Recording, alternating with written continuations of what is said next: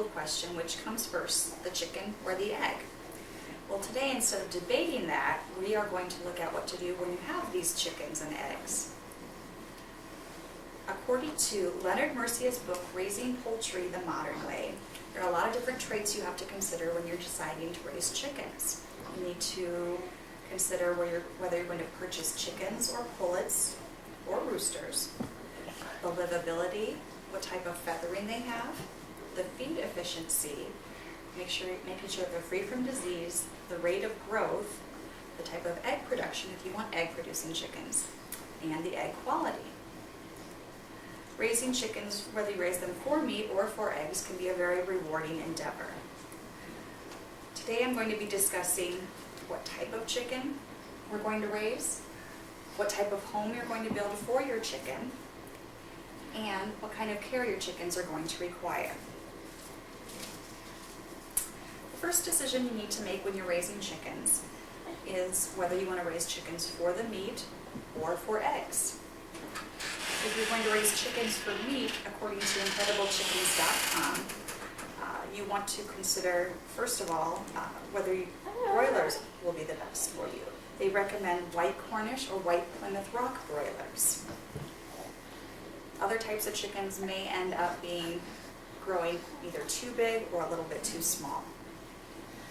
You also need to consider what type of environment they're going to be raised in. If they're going to be indoor in a barn or enclosed type of area, or whether you're going to have free-range chickens that are out just in a fenced-in area. You also need to consider what type of weather you're going to be having. If you're in the Midwest and you have a lot of cold, harsh winters, you're going to want to have a hardier chicken that can last. You also need to determine what type of year. If it's going to be in the summer, this may not be such a big concern. Also, another thing that we need to look at is the temperament of the chickens. Some breeds are much more aggressive and some are more docile and friendly.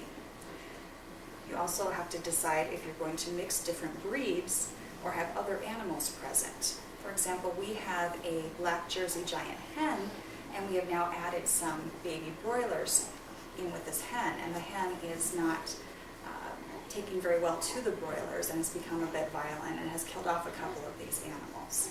Also, in considering the temperament of the chickens, you have to look at who's going to be taking care of these chickens and who's going to be around the chickens. For example, my children, my 4-year-old and my 8-year-old, are involved with the chickens, come out to feed them, check on them, and play with them. And therefore, we want to have breeds that are very friendly and easy to get along with, that aren't going to be pecking at them or things like that. You also, now if you're going to have chickens that lay eggs, you need to consider how many eggs you're going to want to collect, what size eggs, if you want brown eggs, if you want white eggs, if you want to go with the Americana chicken where you get what's called an Easter egg, you get different colored eggs. Also according to IncredibleChickens.com, the best egg producers are called sex-links, which are a mixture of 2 different breeds. This is often what commercial growers will use. These eggs you're going to be collecting 2 to 3 times a day, so you need to make sure that you have the right size, the right amount. Now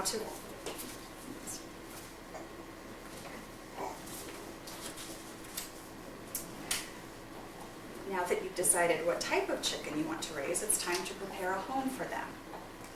Let's look at what makes a safe and happy home for your chicks.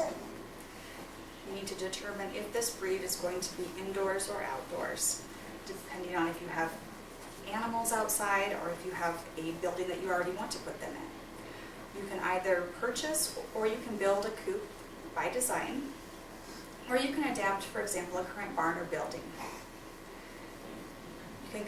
You can assemble a prefabricated coop or purchase or create a design yourself. Now, you're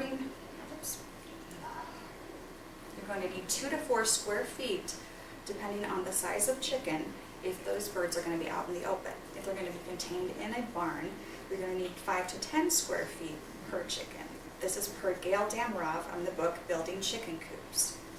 Also, if you're going to have chickens that are laying eggs, you need to make sure that you have a sufficient amount of nests for them to be in.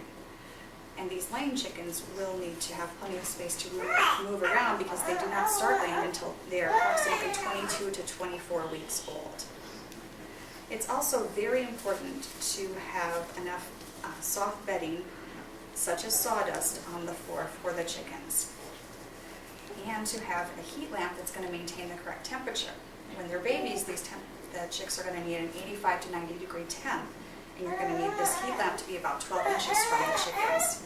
As they get a little bit older, you're going to need to maintain a temperature of about 70 to 75 degrees. Now that your chickens have a safe home, you're going to need to take care of all of their other needs.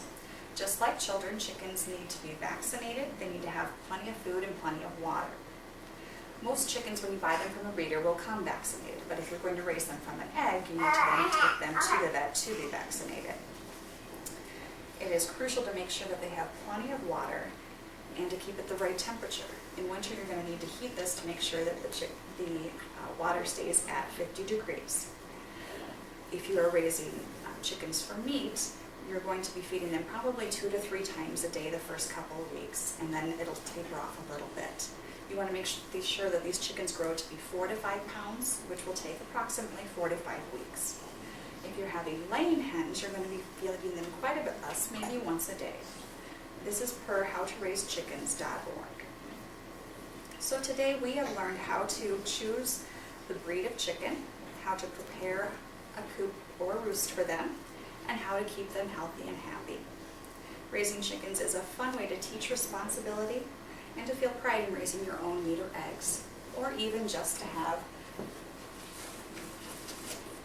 a fun little pet at home.